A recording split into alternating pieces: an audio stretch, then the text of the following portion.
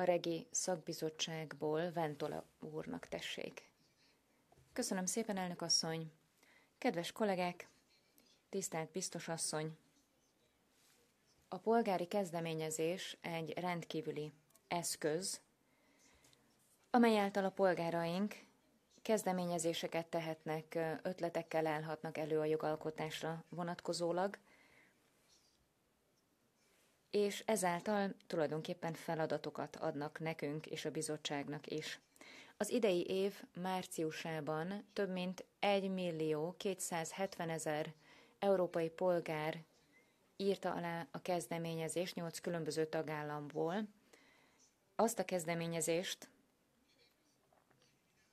amely nagyobb arányú kohéziót szeretne a régiók között, ez azt jelenti, hogy a régiók közötti különbségeket meg kell szüntetni, ezt kérik a polgárok, beleértve a szociális, kulturális és egyéb tevékenységeit egy régiónak, és ide tartoznak a nyelvi kisebbségek is.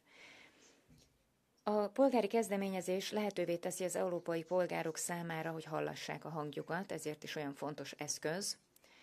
És most az a megtiszteltetés ért bennünket, hogy befogadhatunk egy ilyen kezdeményezést. 2025. júniusában a Regi szakbizottság, a LIBE, a KULT és a PETI szakbizottságokkal együtt elkezdett foglalkozni ezzel a témával, voltak különböző meghallgatások a témában, és nagyon sok érdekes gondolat hangzott ezeken el. Nagyon jó javaslatokat hallhattunk arról, hogy a kohéziós politikát például hogyan tudjuk jól továbbfejleszteni. A mai vita pedig egy újabb lehetőséget kínál arra, többek között, hogy meghallgassuk a biztosasszonyt, arra, hogy körvonalazzuk azt, hogy milyen irányba kellene haladni, annak érdekében, hogy a régiók egyenlősége jobban érvényesülhessen.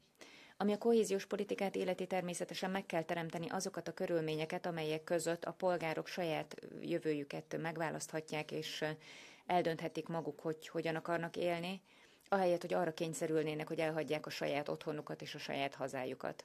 Mint mondtam, a polgári kezdeményezés, a demokrácia egy csodálatos eszköze, és nagyon nagy fontosságot tulajdonítok neki. Köszönjük szépen, most pedig Zsonca úrnak adok szót szerzőként. Köszönöm szépen.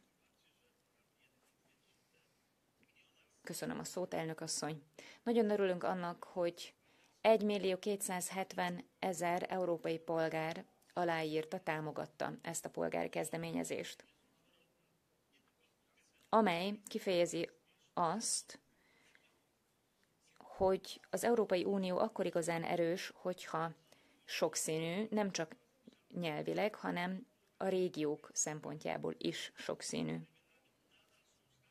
Az Európai Unió működéséről szóló szerződés is szól a régiók egyenlőségéről, ugyanakkor a régiók sok problémával küzdenek, vannak demográfiai problémák, aztán a helyi kultúrák erózióját látjuk, és sorolhatnám még tovább. Mindez az Európai Unió összetartását fenyegeti, és fenyegeti, a veszélybe sodorja a közös piacot is. Ez a kezdeményezés most az Európai Bizottságot arra szólítja fel, hogy tegyen lépéseket a régiók egyenlőségének támogatására. Mindenekelőtt olyan régiókról van szó, amelyek hátrányos elhelyezkedéssel rendelkeznek, és sok problémával küzdenek. Olyan régiókról van szó, amelyek kulturális, földrajzi és gazdasági kihívások előtt állnak. Itt ezeknek a régióknak az identitásáról van szó, helyi hagyományokról, Európa kulturális és szociális hagyományáról, illetve örökségéről.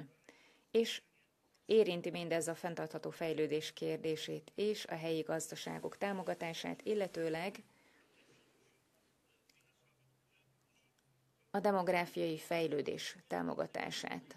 Aztán ide tartozik még témaként a közvetlen demokrácia is. Ez a kezdeményezés elsősorban nem megosztani szeretne, hanem egyesíteni, egybekovácsolni régiókat és embereket. A régiók egyenlőségéről van szó az Európai Uniós politika keretében. Fontos, hogy a kohéziós politika a sokszínűségnek ezt a mozaikját figyelembe vegye.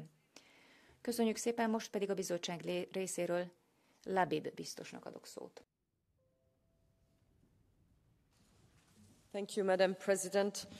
Honorable... Köszönöm szépen, elnök asszony, tisztelt képviselők! Köszönöm önöknek a lehetőséget, hogy szólhatok önökhöz.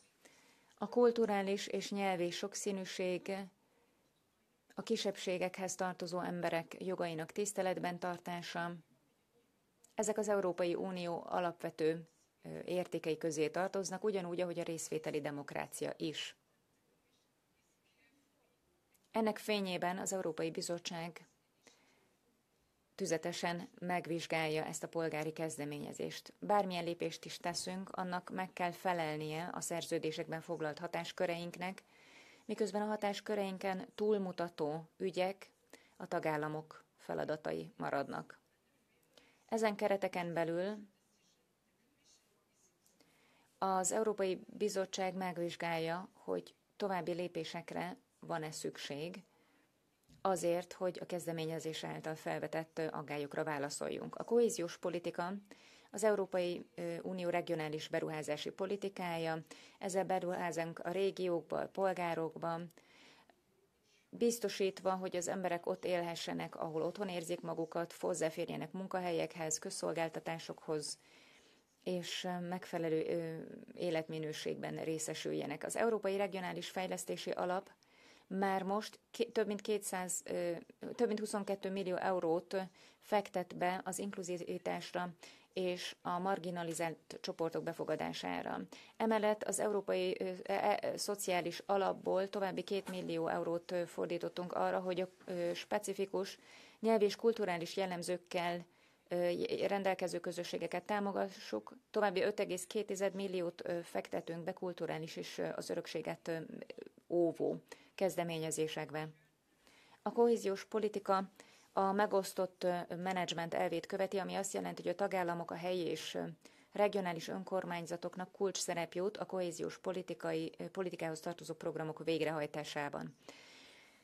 Az egyik fő elv, amit követünk, a partnerség elve, ez azt jelenti, hogy bevonjuk az érdekelt feleket, beleértve a civil társadalmi szereplőket és a marginalizált csoportokat képviselő szervezeteket a program egész életciklusán átívelően. A programok egész életciklusán átívelően. Külön odafigyelünk az alapvető jogok kartájára is, beleértve a 21-es cikket is, amely tiltja a hátrányos megkülönböztetést a nemzeti kisebbséghez tartozás alapján. A kohéziós politika tehát már most sok olyan aggályt lefed, és választ kínál rájuk, amelyekre kitér ez a kezdeményezés. Mivel ezt a kezdeményezést sok-sok évvel ezelőtt már egyszer megvitattuk, azóta volt lehetőségünk a diszkrimináció tilalmával kapcsolatos lépéseket megerősíteni. A jelenlegi keret megköveteli az alapjogi kartának való megfelelést a kohéziós politika végrehajtásában. Az alapjogi kartának való megfelelés előfeltétele a finanszírozásnak,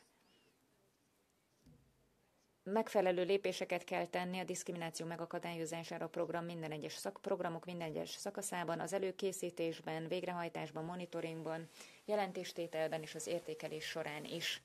Ezen túlmenően az irányító hatóságok, vagy végrehajtó hatóságoknak diszkriminációmentes, átlátható eljárásokat kell lefolytatniuk a kiválasztásnál, és hatékonyan meg kell vizsgálni az esetleges panaszokat is. Zárásképpen úgy hisszük, hogy a meglévő intézkedések beleértve a polgári kezdeményezés kezdetétől bevezetett intézkedéseket, ezeket az akályokat nagyrészt megválaszolják és lefedik, de a bizottság elhivatott a diszkrimináció tilalma mellett, valamint a részvételi demokrácia mellett, ezért megvizsgáljuk azt, hogy további lépésekre is szükség van-e. Üdvözöljük a parlament inputját és támogatását is, persze. Köszönöm. Grazie alla commissaria Labib. E ora iniziamo il nostro... Köszönöm szépen Labib biztos asszonynak. Most Winkler Gyulának adok először szót. Köszönöm szépen, biztos asszony. Teljes mértékben támogatom a kohéziós politika a régiók egyenlőségéért nevezetű európai polgári kezdeményezés céljait, és arra kérem önöket is, tisztelt kollégák, hogy hasonlóképpen tegyenek. Az európai polgári kezdeményezést azért hozta létre a Lisszaboni Szerződés, hogy segítsen közelebb hozni az embereket az Európai Unióhoz. Ma a hibrid háború és a félretájékoztatás korában erre igazán nagy szükség mutatkozik. Közelebb kell hozzuk a nemzeti kisebbségeket is az Unióhoz reájuk szabott eszközökkel, beleértve azokat az őshonos kisebbségeket is, amelyek tagjai nemzeti régiókban élnek. Emiatt csatlakozom a polgári kezdeményezés elindítóihoz, kérve az Európai Bizottságot arra, hogy indítson jogalkotási folyamatot, és keressen uniós hatáskörökön belüli megoldásokat. Mivel a kohéziós politika célja a régiók közötti különbségeknek az enyhítése, egyenlőtlenségeknek a csökkentése, ezért egy lehetséges megoldás az Interreg programok, különösen a határokon átnyúló és a régiók közötti együttműködési programok kiterjesztése a nemzeti régiókban élő helyi közösségek támogatására. A kohéziós politika alapelve, hogy senki nem maradhat le, és ez nem csak a társadalmi csoportokra, hanem a sajátos történelmi örökséggel rendelkező régiókra is vonatkozik, tehát a nemzeti régiókra is alkalmazandó. Bízom benne, hogy az Európai Bizottság érdemben fog reagálni a polgári kezdeményezés elindítóinak javaslataira, és jogalkotási folyamat elindításával fog válaszolni azoknak az embereknek az elvárásaikra, akik aláírásukkal támogatták a kohéziós politika a régiók egyenlőségéért és a régiók regionális kultúrák fenntarthatóságáért című kezdeményezést. Köszönöm szépen. Folytatom, mert jön. Most August Saliba következik. Köszönöm szépen, elnök asszony. Az európai polgári kezdeményezés emlékeztet minket arra, hogy a szubszidiaritás az Európai Unió egyik legfontosabb alapelve. És a polgáraink, akiket sok minden szétválaszt, arra vágynak, hogy valami mégis összekösse őket. A kohézió tehát fontosabb, mint valaha, és egy kis európai tagállam szempontjából, Málta szempontjából ez különösen igaz. Nekünk nagyon sok kihívással kell szembenéznünk, demográfiai hanyatlás, a lehetőségekhez való egyenlőtlen hozzáférés, a belső piachoz való gyenge hozzáférés, mind-mind különösen súlyosan érintik a kis tagállamokat. Ezért számunkra ez egy különösen fontos politika, hogy régióink kulturális különbözőségeikkel, etnikai különbözőségükkel együtt egyetemben részt tudjanak venni a modernitásban, a sokféleségen alapuló európai trendekben. Meg kell erősíteni tehát a kohéziós politikát. Ez a kezdeményezés erre alkalmas, igazságosságot, méltóságot ad minden régiónak, függetlenül attól, hogy hol helyezkedjék el. Gál Kingának adok szót. Elnök asszony, biztos asszony. Ez az európai polgári kezdeményezés szívügyem. 12 éve követem figyelemmel küzdelmes alakulását, és ellentétben a biztos asszony által mondott szép szavakkal, gyakorlatilag a bizottság mindent megtett, hogy ellehetetlenítse és akadályozza ezt a polgári kezdeményezést. Édesapám vidéke pedig épp egy olyan magyar lakta régió Romániában, amelynek szüksége lenne a kiemelt figyelemre. Ezek a régiók Európa szerte ugyanazzal a problémával küzdenek. Elvándorolni kényszerülnek a fiatalok, mert nem egyenlőek az esélyeik, nincs egyértelmű jövőkép. Kohéziós politikával és jogszabályalkotással a bizottságnak meglennének az eszközei, hogy támogassa e régiókban élő közösségek ügyét, a hagyományos nemzeti és nyelvi kisebbségekhez tartozó mindegy 50 millió állampolgárt. Sajnos a politikai akarat épp ezen közösségek esetében diszkriminatív módon mindig hiányzik. Pedig konkrét helyzetekről és életekről van szó, nem elvont normaalkotásról. Konkrét cselekvésre van végre szükség. Előmozdítani ezen közösségek boldogulását szülőföldjükön, megőrizni a kulturális értékeket és hagyományokat, olyan beruházásokat eszközölni, amelyekkel megelőzhetőek természeti katasztrófák, mint például a székelyföldi árvizek, vagy a parajdi sóbánya esete. A bizottság ellenséges, megkülönböztető hozzáállása elfogadhatatlan. Most itt az idő, hogy végre cselekedjen, és több mint 1 millió állampolgár kérését komolyan vegye. Onorevole Sberna, prego. Sberna, prego. Sberna képviselő következik.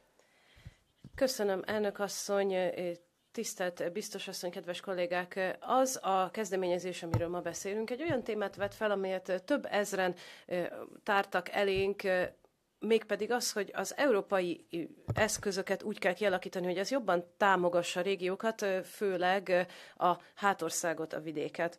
Tudjuk, hogy a bizottságnak vannak eszközei, például partnerségek, a diszkriminációt tiltó záradékok és kulturális örökségi eszközök. Mindezek ahhoz vezetnek, hogy meg tudjuk védeni a kulturális és nyelvi sajátosságokat. Ha megnézzük a régiókat, akkor nem csak egy gazdasági eszközt látunk, hanem kulturális eszközöket, amellyel át lehet hidalni a hézagokat, és biztosítani lehet az egyforma fejlődést és feltételeket. Egyszerűsítenünk kell a folyamatokat, és javítani a tényleges helyzetet. Így alakulhat ki igazi decentralizált kohézió, ami közös felelősségeken alapul.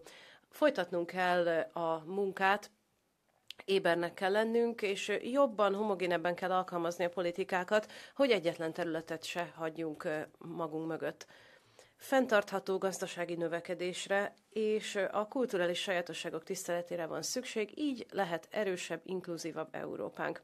A 2027 utáni többéves pénzügyi keretnek figyelembe kell vennie ezeket az igényeket is, és a kohéziót közelebb kell hozni a polgárokhoz és az identitásukhoz.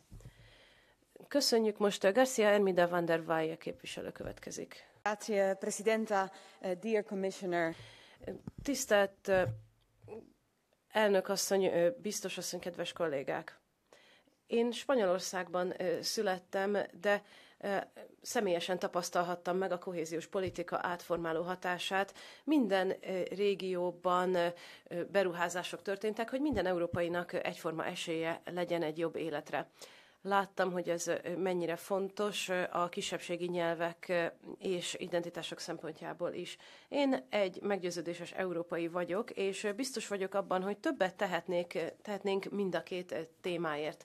Megerősíthetjük a kohéziós politikákat úgy, hogy az európaiaknak joguk legyen költözni, de joguk legyen otthon maradni is, ott, ahol gyökereik vannak, ahol otthon érzik magukat. A kisebbségi nyelvek kérdését pedig integrálni lehetne az uniós jogszabályok közé. A tagállamoknak nem szabad figyelmen kívül hagyniuk az Európa Tanács ajánlásait. A kisebbségi nyelvekről és jogokról szóló egyezményeket be kell építeni az uniós jogba is. A kisebbségek jogainak és a kohéziónak kéz a kézben kell járnia. Ezért felhívom a bizottságot arra, hogy vegye komolyan a polgáraink aggályait. Köszönjük szépen. Most Prebilic képviselője a szó. Thank you very much. Spoštovani, ta pobuda je namenjena zaščiti regionalnih identitet. Köszönöm szépen. Tisztelt kollégák! Nagyon fontos a nemzeti identitás védelme sokak szempontjából, erről szól a világ. Most azonban azt látjuk, hogy a von der Leyen bizottság meg akarja nyírbálni a kohéziós politikát, miközben a kohéziós politika az EU egyik legnagyobb sikertörténete, hiszen hozzájárul az egyenlőtlenségek csökkentéséhez, és segíti a gazdasági együttműködést. Hogyan beszélhetünk európai szolidaritásról, amikor vannak olyan régiók, ahol a gyerekeknek nincs internet hozzáférésük, miközben másutt a gyerekek az internet nyújtotta összes előnyt élvezhetik. Pontosan erről szól a kohéziós politika. Hogyha a pénzeket átcsoportosítják a kohéziós politikából más célokra, az nagyon nagy hiba lenne. Ugyanis a kohéziós pénzek egy ígéretet jelentenek arra, hogy egyetlen régió sem fog leszakadni. Több kohéziós pénzre van szükség, nem kevesebbre. Emellett a régiók között és a városok között nagyobb arányú együttműködésre is szükség van, hiszen ott helyben ismerik leginkább a szükségleteket.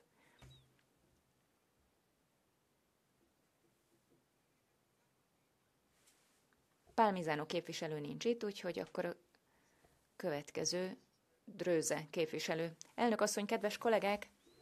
Az Európai Polgári Kezdeményezés neve hangzatos, de hát mi van mögött? Ki finanszírozza? A témáknál olyan szavakat látunk, hogy zöld, fenntartható. Ezek tulajdonképpen a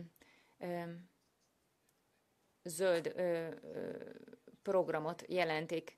Ki fogja ezt finanszírozni? 100 országban például nem fogjuk tudni elérni ezt a célt. A régiók egyenlősége, ez megint egy olyan hangzatos megfogalmazás, de hát mióta tartja a bizottság tiszteletben a tagállami nemzeti különbségeket, hiszen egy európai egységes állam alakulaton dolgozik. Nekem egy jobb javaslatom lenne egyébként, legyen egy polgári kezdeményezés arról, hogy az Európai Bizottság elnökét közvetlenül a polgárok válasszák meg. Dobjuk ki von der Leyen elnököt a hivatalából, és aztán egy igazi demokratikus választással kezdjük a jövőt. Köszönöm szépen a figyelmet. Köszönjük szépen.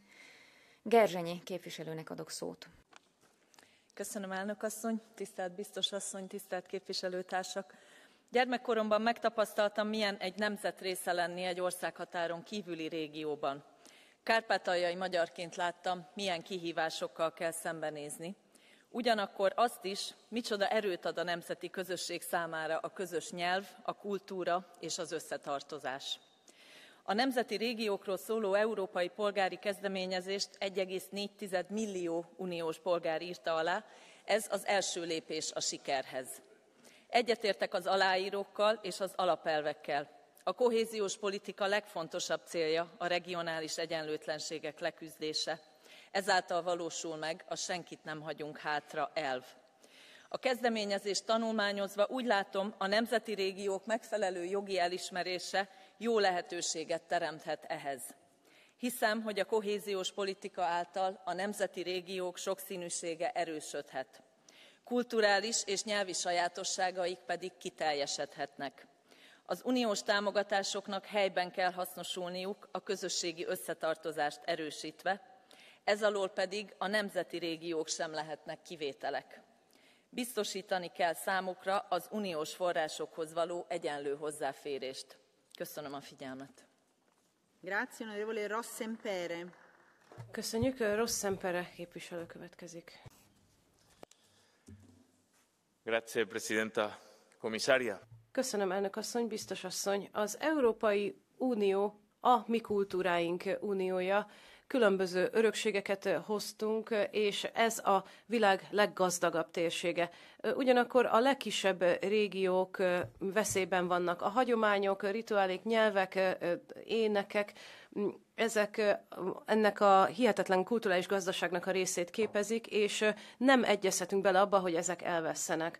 A régiónk életét a kohéziós politika menti meg. De biztos asszony, egy olyan kohéziós politika, amely ma nagyobb veszélyben van, mint bármikor a többéves pénzügyi keret miatt, arra szorul, hogy megerősítsük a forrásait, és hogy meg tudjuk védeni a régiók kultúráját. Nem egyezhetünk bele abba, hogy a kohéziós politikát felhigítsák, és hogy egy alapot hozzanak létre ennek a céljaira. A régióknak és a városoknak továbbra is a kohéziós politika gerincét kell képezniük. Egy modernizált, centralizált és az Európai Unió új kihívásaihoz hozzáigazított kohéziós politikára van szükség, mert ha elveszítjük a kultúrát, akkor az Európai Uniót is elveszítjük. Köszönöm.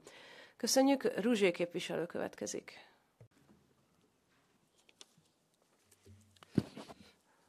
Madame la Présidente. Elnök asszony, biztos asszony, kedves kollégák! A kohéziós politikát az Európai Unió új kihívásaihoz hozzáigazítani egy legitim ambíció. Ugyanakkor a legkülső régiókra figyelemmel kell lennünk. Természetesen itt a francia tengeren túli területekről beszélek. már a távolság és az elszigetelődés miatt így is szenvednek. A kulturális örökség gazdagsága hozzáadott értéket ad Franciaországnak, és ezt túl kevesen ismerik. A kohéziós politika nagyobb figyelmet érdemel. A szabályozási keretet hozzá kell igazítani, úgy, ahogy azt Fito biztos is mondta, ez helyes irány. A régiók közötti szolidaritásnak szisztematikus forrás átutalásnak kell kísérnie, de ez nem mehet a nehéz helyzetben lévő régiók rovására.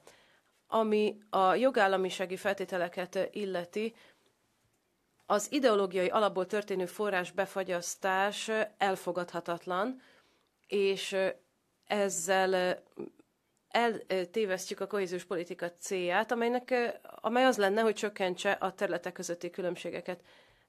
Elnézést, Ruzsé úr, mondja az elnök asszony, egy kékkártyás kérdést intéznek önhöz. Ha elfogadja. García Hermida van der Valle képviselő teszi fel a kérdést. Köszönöm, elnök asszony, angolul fogok beszélni. Köszönöm, kolléga, a hozzászólását, nagyra értékelem a kohéziós politikával kapcsolatos aggályait, és nagyra értékelem azt is, hogy a legkülső régiókat említette, hiszen ezek a régiók sújtottak leginkább a klímaváltozás által. És a Patrióta frakció nevében nagyon meglepő, hogy önt ennyire foglalkoztatja a francia legkülső régiók helyzete, ugyanakkor, amikor a klímaváltozástól való védelem területén nem érdeklik önt annyira a külső régiók, tehát el tudnám magyarázni, hogy miért más ebben a véleménye? Figyeljen, francia állampolgárként én franciául beszélek, és nem értettem az ön kérdését.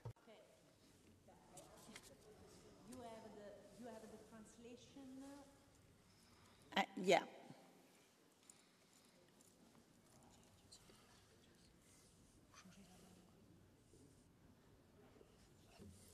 Okay.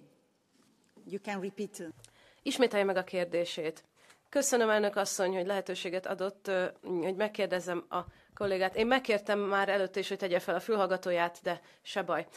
Nagyon reményt adott nekem az ön hozzászólása, mert ebből láttam, hogy önt érdeklik a legkülső régiók és az Európai Unió szerepe az ő védelmükben, ideértve a francia legkülső régiókat is. De én azt is látom, hogy a klímaváltozás az egyik legnagyobb fenyegetés a legkülső régiókkal kapcsolatban, és ez a francia régiókat is fenyegeti. Tehát mivel ön a politikai frakcióhoz tartozik, miért akarja megvédeni őket a kohéziós politika szempontjából, de nem akarja azt, hogy az Európai Unió klíma szempontból is megvédje ezeket a régiókat? Köszönöm.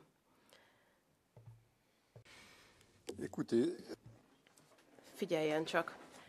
Ami a klímaügyi helyzetet illeti, itt beszélhettem a trópusi régiók klímakihívásairól, ugye a francia tengeren túli régiókon erről van szó. Itt vagy a Karib-tenger, vagy az Indiai-óceán található.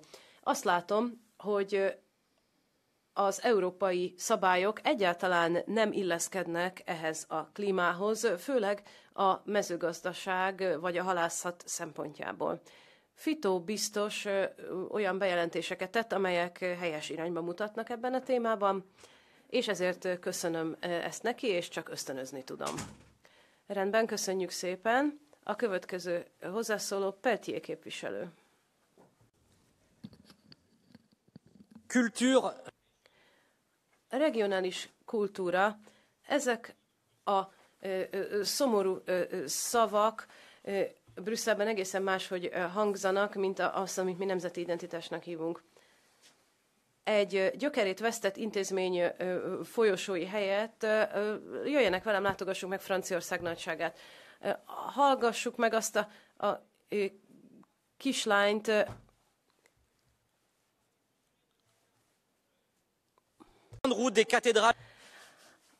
nézzék meg azokat a katedrálisokat, amelyek Franciaországban vannak. Nézzük meg a Nimi homokot, az 1000 színű erdőket, a helyreállított Notre Dame-ot, vagy a kastélyokat. Franciaország és Európa kulturális öröksége a civilizációnk. Mindezeket az őseink kincseit nem lehet regionális kultúrának tekinteni, ez a világ szépségét jelenti. Köszönjük, Streit képviselő következik. Köszönöm, elnök asszony. Ez a polgári kezdeményezés lehetőséget ad arra, hogy a régiók kulturális, földrajzi, egyéb értékeit jobban megvédjük. Gondoljanak csak azokra a borutakra, amelyek Németországban, az Eiffelben, Pfalzban kiépültek. Ezek fenntartható turisztikai célpontok, és ilyenből lenne többre szükség. Az EU ezeket eddig is támogatta, támogassa még inkább, mert kulturális potenciálunk egyben idegenforgalmi potenciál is. Le kell csökkenteni a kvórumot e tekintetben.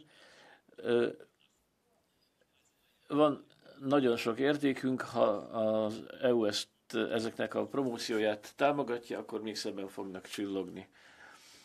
A turizmus az 21. század iparága. Köszönjük szépen. Most Fancson asszony kap szót a baloldal képviseletében. Köszönöm szépen, elnök asszony. Gratulálok azoknak, akik támogatják ezt a kezdeményezést. Az Európai Unió sokat beszél a sokféleségről, de amikor a nyelvi sokféleségről van szó, akkor bizony sokféle jog sérül. Írországban például nemzeti nyelvünk továbbra sem bevett Európai Uniós nyelv. Ez az európai imperializmus miatt van így. Nem veszik figyelembe nem csak a nyelvünket, hanem régióink sajátosságait sem. Ennek a kezdeményezésnek, hogyha megvalósulna, akkor az lehetne az eredménye, hogy az gél-ír nyelvű lakosság végre megszólalhat a saját nyelvén Európában.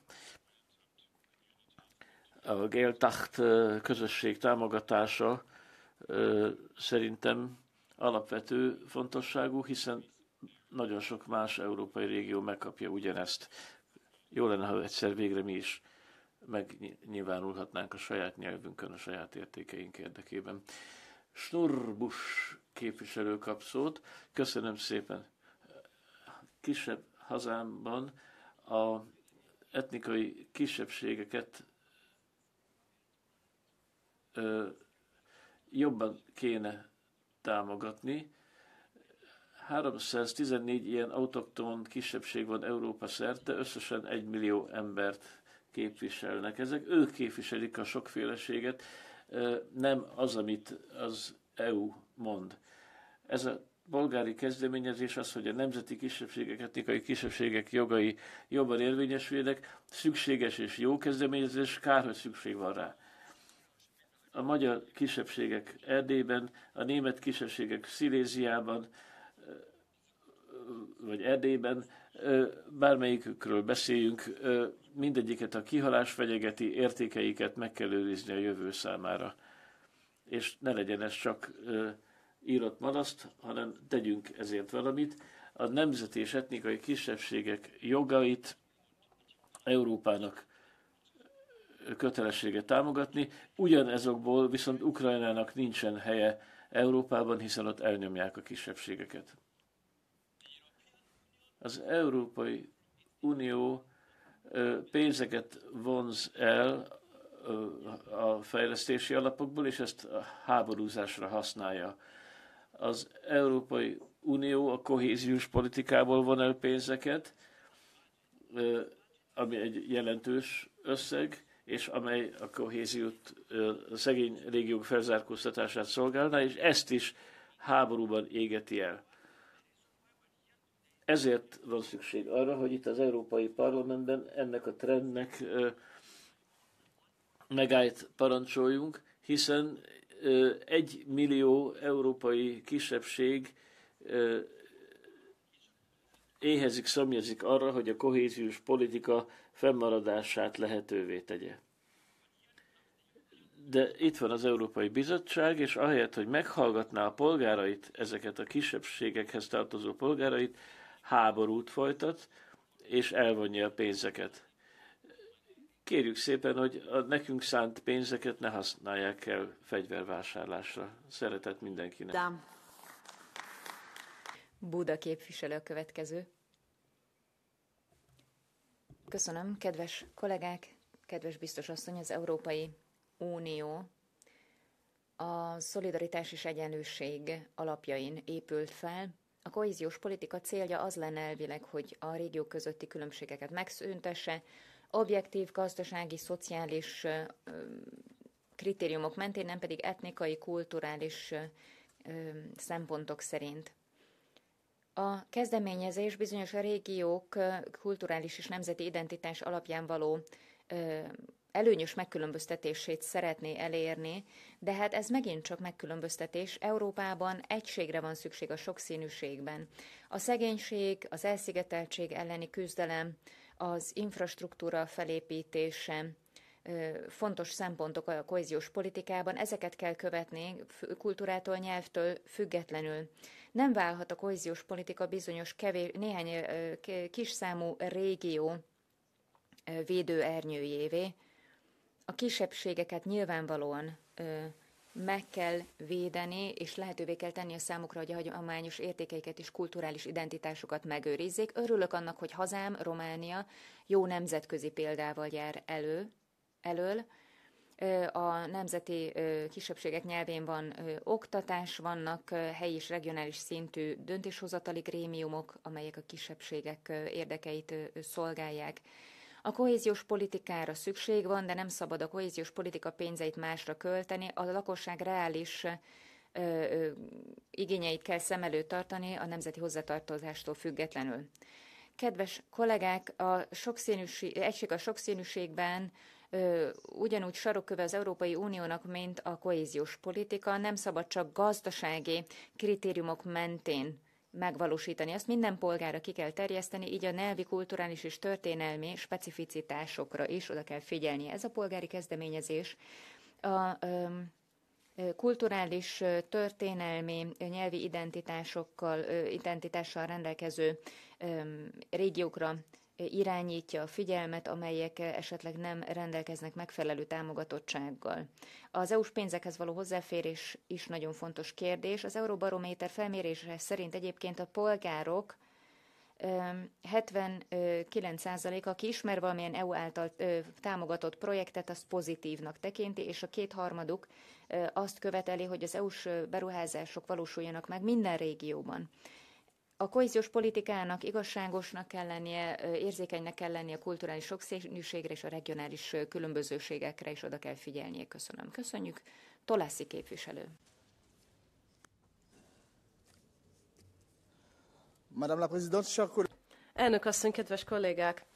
Az Európai Bizottság ismét megmutatta, hogy képtelen a legkülső régiók igényeire felelni. A kohézió és egyenlőség ígéretei ellenére ezeket a területeket Európa továbbra is elfelejti. A merev Európa figyelmen kívül hagyja ezeknek a régióknak a sajátosságait.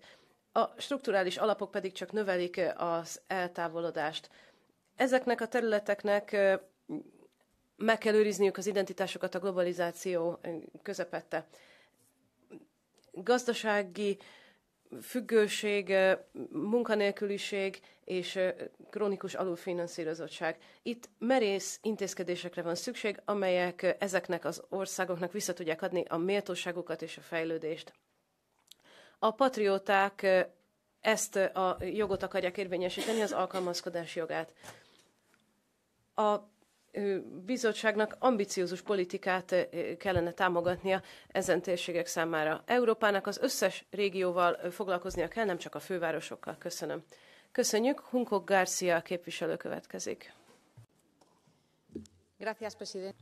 Köszönöm, elnök asszony, tisztelt képviselők!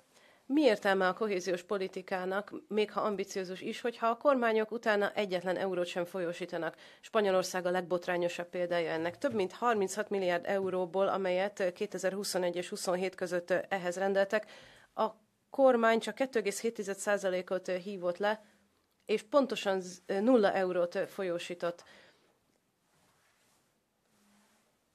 Ezt a spanyol kormánytól, nem az ellenzéktől kellene megkérdezni. A legszegényebb, egyenlőtlen helyzetben lévő régiók nem kapnak semmit, miközben a pénz a ládákban szunnyad. Az Európai Unió elvei alapján itt nem a pénz hiányzik, hanem a kompetencia. Ezeket a területeket maguk mögött hagyják. Azt szeretném kérdezni, hogy mit kell tennünk ahhoz, hogy a spanyol kormány folyósítsa ezeket a pénzeket. A kohéziós politikának csak akkor van értelme, hogyha ez valóban eljut a polgárokhoz. Ezt végre is kell hajtani. A kormányok felelőssége ez. Köszönjük, Bosdorf képviselő következik. Mohnkuchen, Toleranz, Schneekoppe. All diese Begriffe verbinden wir mit Schlesien. Nagyon sokféle fogalmat kapcsolhatunk össze, kulturális fogalmat Sziléziával, amely Lengyelországban található, ahol több mint 600 000 sziléziai él, és 200 000-en azt vallják, hogy napi szinten németül beszélnek, mégsem sikerül ott érvényre juttatni a kétnyelvű helységtáblák elhelyezését, a német nyelvet is elég mostohán kezelik. A kohéziós politikát most úgy akarják átalakítani, hogy ott a német nyelv alkalmazása, használata lehetővé váljon. Ez nagyon fontos lenne, jó lenne megakadályozni, hogy Európa kulturális sokszínűsége elvesszen, és hogy a sziléziai régió egész Európa számára modellértékűvé váljon, ezért teljes meggyőződéssel támogatjuk az európai polgári kezdeményezést. Egy kékkártyás kérdést szeretne valaki feltenni önnek? Mulárcsik kollega.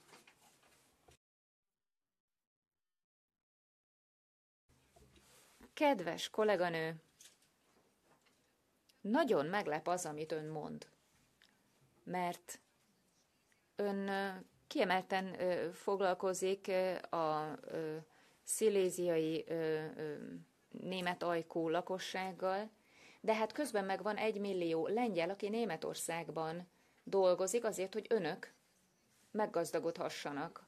Az ottani lengyeleknek akkor van joguk ahhoz, hogy a német iskolákban lengyel oktatásban vegyenek részt? Elhelyeztek-e kétnyelvű helységnévtáblákat Németországban? És önök egyébként a Göring dekrétum révén lengyel kulturális javakat loptak el Lengyelországból. Kérem, válaszoljon ezekre a felvetésekre. Köszönöm szépen ezt a kérdést. Hát miért nem lep meg, hogy megkérdezték ezt tőlem? Szeretnék azonban világos különbséget tenni, aközött, hogy egy új országba költöznek bevándorlók, és egy olyan kisebbség között, amely évszázadok óta jelen van egy adott régióban. Ez óriási különbség, ezt szerintem ön is tudja, és gondolom ezt nem kell tovább magyaráznom. A bevándorlás más, mint a nemzeti kisebbségek ügye. Köszönöm. Következő hozzászóló. Eszteres Ferragut képviselő. Köszönöm, elnök asszony, köszönöm, biztos asszony. A kulturális és nyelvi sokféleség az egész Európai Unióban, és különösen a kisebbségek számára az egyik alapértéke az uniónknak. A kulturális örökség megőrzése és fejlesztése prioritást élvez. A kohéziós politika kétségkívül egy olyan befektetési eszköz, amely az egyik legfontosabb az Európai Unióban, és amellyel el lehet érni, hogy ne legyenek különbségek a régiók között. Így tudjuk megőrizni a méltányos növekedést az Európai Unióban, így valósul meg az igazi gazdasági, szociális és területi kohézió. Ugyanakkor a kohéziós politika nem tud működni, hogyha a régióknak területi megosztottsága van. Itt beruházási erőfeszítésre van szükség, főleg a nehéz helyzetben lévő régióknak, például a szigeteknek, az elszigetelt vagy hegyvidéki régióknak. Fito biztos, aki a régiós ügyekért felelős, és az itt jelenlévő biztos asszony is nagyon sokat tett ezért a petícióért. a pandémia alatt kezdődött ez a polgári kezdeményezés.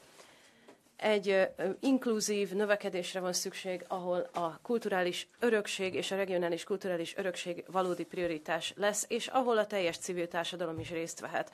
A kohéziós politika a legjobb ellenszere a falaknak, a területeink szétaprózódásának.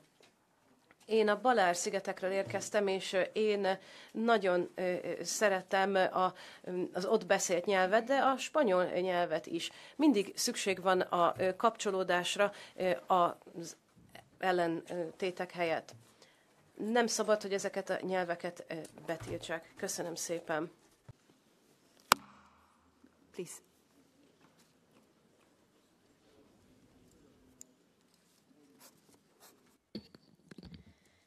Dat Plattdüt moet blieben und eine starke Kohäsionspolitik auch. Egy erős kohéziós politikára van szükségünk. Hamarosan megkapjuk a többéves pénzügyi keretre vonatkozó új bizottsági javaslatot.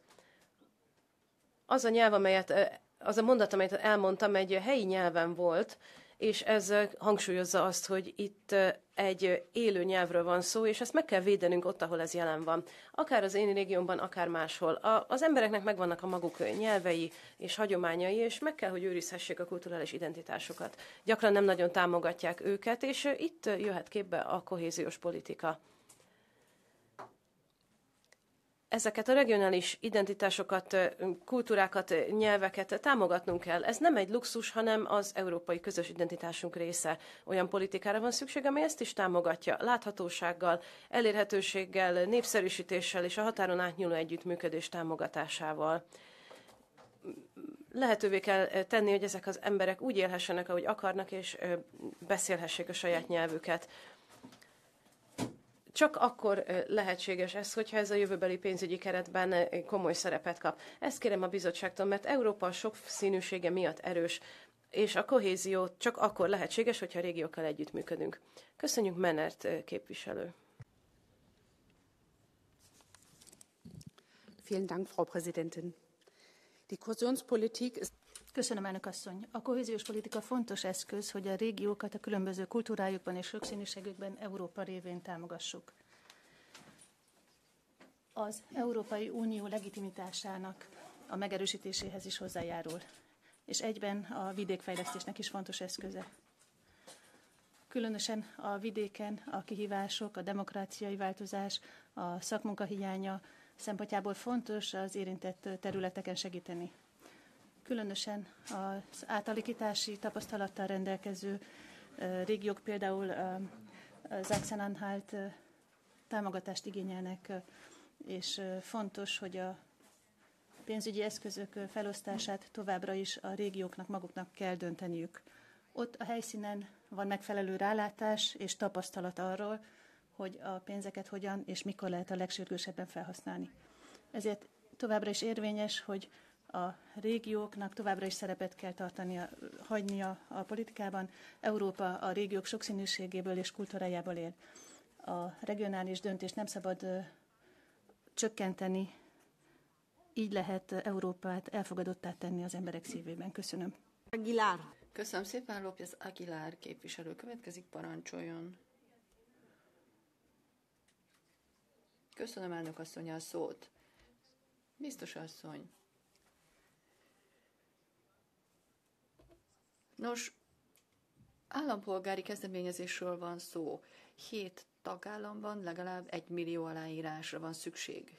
És ezt meg is kapta, úgyhogy tulajdonképpen tiszteletet érdemel mindenféle szinten. De úgy gondolom, hogy nagyon sok a különbség itt a vélemények között. Nagy a különbség a GDP között, a tervezés között, és ez elfogadhatatlan.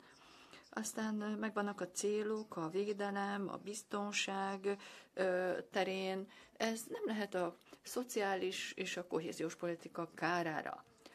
Aztán ott van a 154-es cikk, és annak rendelkezései, a szociálpolitika, ami a lakhatást a 62-es cikk értelmében egy jognak kellene tekinteni. Ebbe aktívan bele kell vonnunk a régiókat, többszintű ez a kormányzás, és ez a régiókat, a perifériális területeket is magába foglalja, a Kanári-szigeteket beleértve. Egyértelmű az üzenet, a regionális politikának részét kell képeznie ennek. Köszönöm szépen, Vince Laurent következik. Grazie, Presidente. Madame la Commissaire, l'égalité est au cœur du projet européen. Biztos asszony, a jogszerűség az európai integráció központi eleme. Közben különböző régiókból jönnek az emberek, és erre a bizottság nem figyel oda. Azért választották meg önöket, hogy megvédjék a kisebbségeket, de amikor a történelmi évszázadok óta Európában meglévő kisebbségekről van szó, nem mondanak semmit. Mindeközben ezen kisebbségek több mint 90%-át teszik ki a nyelvi és kulturális sokszínűségünknek. Nem hangosan, de a nyelv, a kulturális örökség védése mind méltó módon történik. Bretonok, magyarok, egyéb kisebbségek.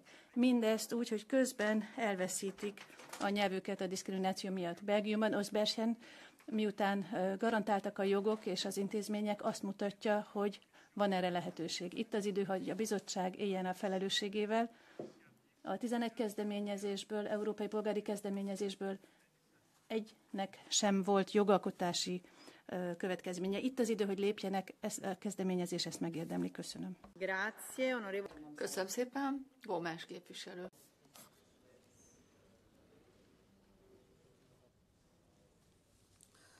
Senhora Presidente, a política de coesão... Tisztelt elnök asszony, biztos asszony, a kohéziós politika nagyon nagy vívmánya az Európai Uniónak. Az a cél, hogy egyetlen régió sem maradjon le. Történelmi egyenlőtlenségekkel kell megküzdeni, de köszönhetően az egységes piacnak és a kohéziós politikai céljainak, amelyek le vannak fektetve a szerződésekben, ezzel lehet valamit tenni. A kohéziós politika nem lehet alárendelve más politikáknak, és nem csak gazdasági, hanem szociális és területi igazságosságról is beszélünk, és arról, hogy az európaiak bízhatnak-e az EU-ban. Ezért kérem az Európai Bizottságot, hogy legyen ambiciózusabb a kohéziós politikában, amikor a jövő heti javaslatát benyújtja. Különösen, mert az ESF Plus, az Európai Szociális Alap Plus verzióra most nagyon oda kell figyelnünk, hogy például Európa lakhatási válságát kezelni tudjuk. Ez az egyik legsürgetőbb probléma. Több kohézióra van szükség, több szolidaritásra és több Európára. Köszönöm. Köszönöm, Kohut képviselő, parancsoljon. Zjednoczona w różnorodności. To jest motto Unii Europejskiej. Köszönöm szépen, egységesek vagyunk a sokszínűségben. Ez az Európai Unió mottója. Ez az elmélet. Az elmúlt ciklusban sikeresen megszavaztuk a Minority Safe Pack című polgári kezdeményezést, de a bizottság megvétózta, és ez nagyon komoly probléma a kisebbségeknek. Én egy olyan lengyel kisebbség tagja vagyok, amit el sem ismernek, már pedig 600 000 lakosa a Lengyelországnak, sziléziainak vallja magát. És most az előadó valószínűleg sziléziai nyelvre vált, amit sajnos nem tudunk tolmácsolni. Nie są my ukrytą obcym niemiecką, chociaż ze mniejszością niemiecką poradzimy żyć bez haj. I genau tak samo chcemy, aby nos Ślązoków mieć w Ezocy. Domagamy się zrozumienia i funduszy na nasze potrzeby. Azt akarjuk, hogy elismerjenek bennünket, hogy megértsenek bennünket, és azt akarjuk, hogy a mi igényeinkre is odafigyeljenek. Nem akarunk az etnikai tisztogatás áldozataivá válni, amit már a szovjetek is a lengyel kommunistákkal megkezdtek Sziléziában. Most etnikai kisebbségnek akarjuk, hogy elismerjenek bennünket, a nyelvünket pedig kisebbségi nyelvként.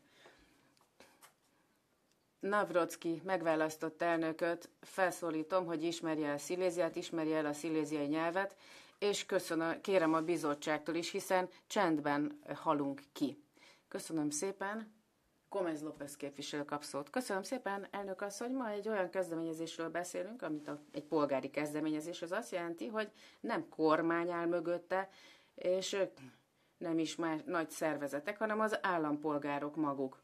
Az állampolgárok azt mondják, hogy nagyra értékelik a kohéziós politikánkat, de ezen túl azt szeretnénk, hogyha ez a sokszínűségre és a területek gazdagságára is reagálna. Mint valenciai, nekem saját kulturális identitásom van, és saját nyelvünk egy tagállamon belül. Elmondhatom önöknek, hogy ha az állampolgárok több decentralizációt kérnek, akkor az Európai Bizottság hogyan tervezheti azt, hogy a többéves pénzügyi keretben centralizált és nemzeti szinten folytassa a regionális politikát. Meg kell hallgatni az állampolgárokat, meg kell védeni a kohéziót. Ez nem azt jelenti, hogy egységességet erőltetünk rá mindenkire, hanem megvédjük a sokszínűséget, ami egyesít bennünket. Köszönöm. Köszönöm szépen, Krisztel képviselő, parancsoljon. Coeziune, ce cuvânt frumos. Dar dincolo de coeziune... A kohézió, micsoda gyönyörű szó. A kohézión túl a kérdés az, milyen játékot választunk játszani. Az európai együttműködését, avagy alá akarjuk ásni saját magunkat, a saját sírunkat akarjuk megásni. És aztán körülnézünk a körülöttünk levőkön, és látjuk, hogy ők hogy fejlődnek, mi meg stagnálunk. Én bukaresti vagyok, román. 2000-ben Bukarest GDP-je 6 milliárd euró volt. 2024-ben Bukarest többet termelt, mint egész Bulgária, mint Szerbia vagy Moldova. Bukarest 50%-át állítja elő Magyarország GDP-jének. Miért? Azért, mert Románia NATO-t és az EU-t választotta, és azt, hogy az európai együttműködés játékát játsza.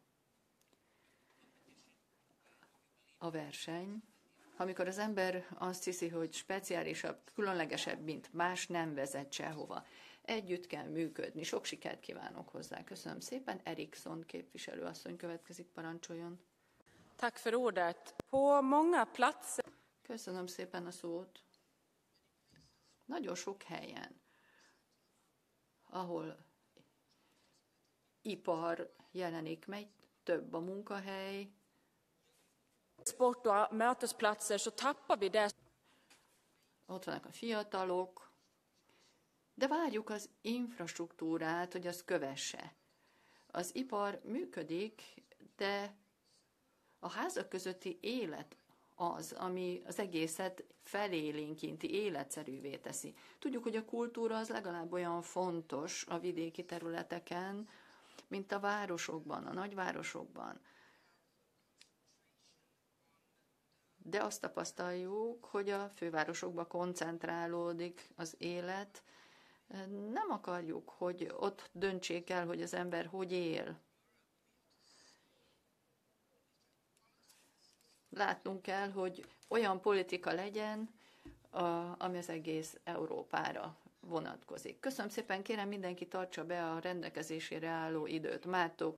Köszönöm, elnök asszony, biztos asszony. Az elmúlt 5 évben a Kanári-szigetek óriási kihívásokkal kellett, hogy szembenézzen migrációs válság, vulkánkitörés, ami elpusztította a La Palmát, az én szigetemet, és a klímaváltozás egyre növekvő hatásait. A Kanári-szigetiek minden európai elvárásnak megfelelnek, de egyre nehezebben, mert távol esünk és szigetország vagyunk. Az Európai Unióhoz tartozni nem privilégium számunkra, hanem szükségesség, mert össze vagyunk kapcsolva, a gazdaságunkat, a zöld és digitális gazdaságát tudjuk átalakítani, tudunk segíteni a lakhatási válságban, és ki tudjuk használni azt a támogatást, ami az EU-tól érkezik.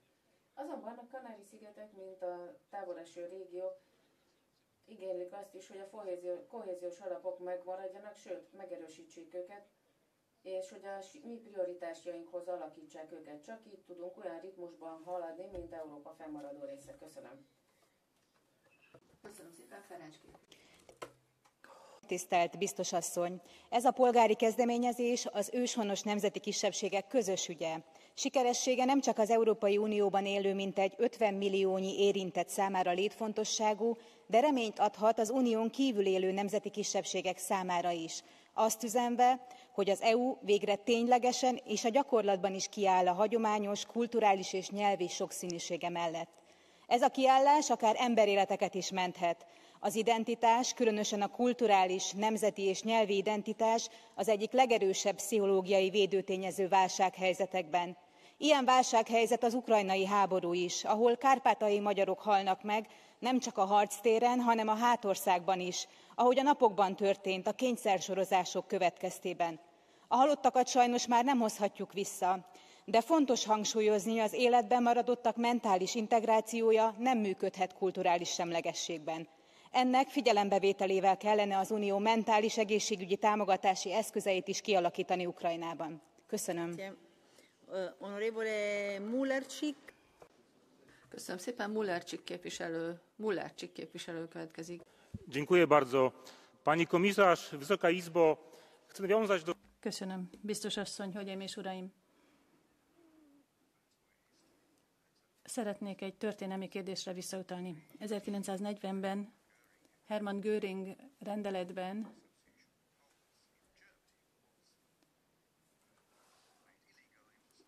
kimondta, hogy a lengyeleknek nincsen gyülekezési joguk Németországban, és elvették összes vagyonukat. És 80 évvel később Németország még mindig nem hajlandó visszaadni ezen vagyonokat, és nem hajlandó visszaintegrálni ezen lengyeleket Németországba.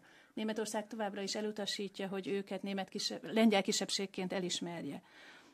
Nem kapnak pénzt a nyelvoktatásra, a lengyel nyelvoktatásra a német hatóságok részéről. Nincsen semmilyen információ lengyelül.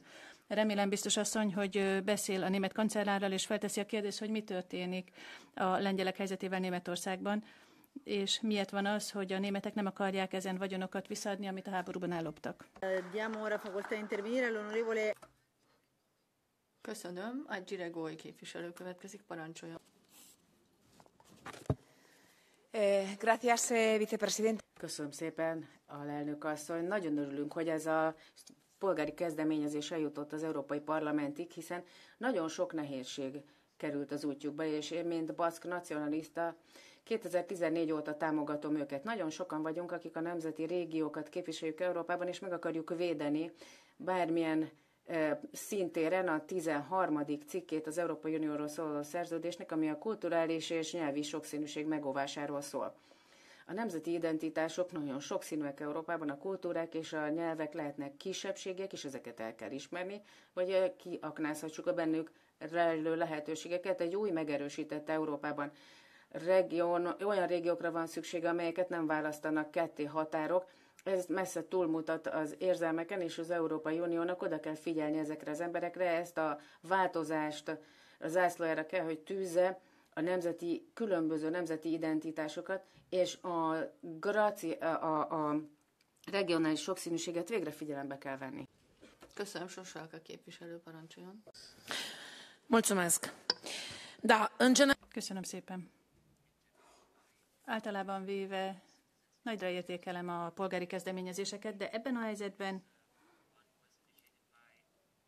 ezt a kezdeményezést a Romániában élő magyarok kezdeményezték. Ki kell, hogy mondjam, hogy Erdély, Románia, és nem értünk egyet a függetlenséggel, az autonómiával, hiszen Romániában a kisebbségi magyaroknak van a legtöbb joguk, amit egyszerűen el lehet képzelni. Nagyon jó példa ez arra, hogy tiszteletben tartjuk a magyar kisebbséget nyelvi szempontból, és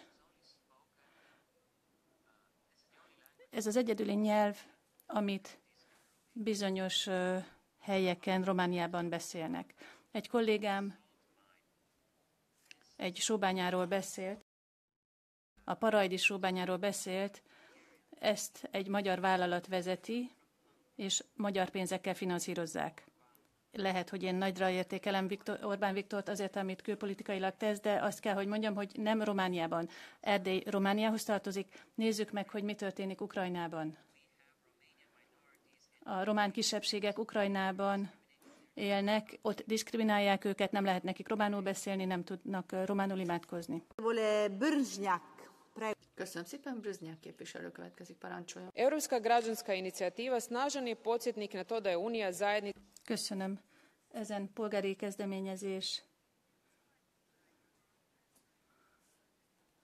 megmutatja, hogy Európa mennyire sokszínű, és kéri, hogy így lépjen fel. De fontos, hogy az Európai Unió ezen fellépésébe befektessünk, hiszen konkrét programokra van szükség, fejlesztési programokra, oktatási programokra, stb. Ezért kérem az Európai Bizottságot, hogy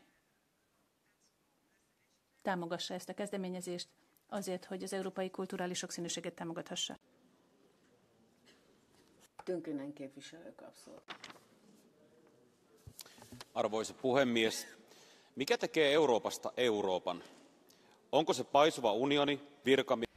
Az Európai Unióban a több millió brüsszeli munkahely nem az, ami Európát képviseli. Európa az európai népekből áll össze. A kis kultúrák, nyelvek fenntartása nagyon fontos cél, de nem szabad, hogy ez az Európai Uniós pénzektől függjön. Ez azon kell, hogy múljon, hogy a funkcionális tagállamok mennyire tudnak odafigyelni a kultúrára és a kisebbségekre. A kohézió rossz irányba megy. Több a pénzünk a védelemre és a keleti határvidékekre, de a kohézió nem egy végtelen manna. Hogyha meg akarjuk tartani a kulturális sokszínűséget, akkor másként kell fellépnünk. Szigorúbb migrációs politikára van szükség, az iszlámista kultúra terjesztés ellen kell fellépni, és a szövetségi EU ellen kell lépnünk. Konkrét lépésekre van szükség, nem pedig új Európai Uniós alapokra. Köszönöm. Köszönöm szépen, ezzel véget ér a spontán hozzászólalások lehetősége. Most pedig a bizottság nevében Labib biztos asszony következik, parancsoljon.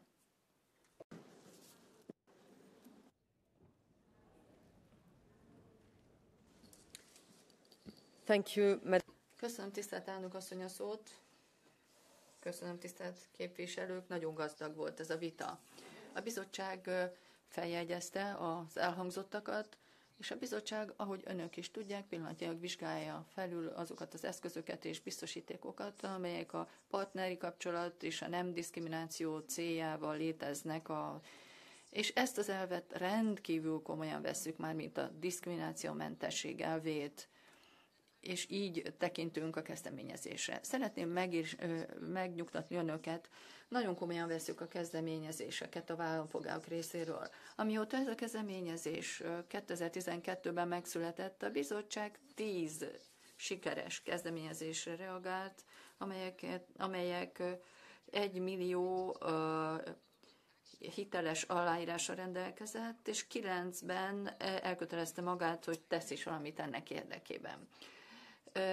Hiszen a cél az, hogy tiszteletbe tegyük azoknak is a jogait, akik a kisebbségekhez tartoznak. Ez az egyik alapértékünk. És minden európai régió jogosult az ilyen támogatásra a kohéziós politikából. A nyelvi és kulturális területeket is támogatja, és ahogy említettem, az Európai Regionális Fejlesztési Alap már 2 milliárd eurót szán az inkluzív növekedésre, integrációra. 2 milliót a különböző sajátos nyelvi és egyéb jellegzetességekkel bíró kisebbségekre, és továbbiakat a kulturális kezdeményezésekre. Úgyhogy azzal zárnám ezt a vitát, hogy itt az Európai Parlamentben elhangzott vélemények bekerülnek az értékelésünkbe, és szeptember 4-ére a bizottság elkészíti az értékelését. Köszönöm szépen, köszönöm mindenkinek, lezárom a vitát. Néhány percre felfüggesztjük az ülést, és aztán folytatjuk a napirendet a szavazással. Köszönöm szépen.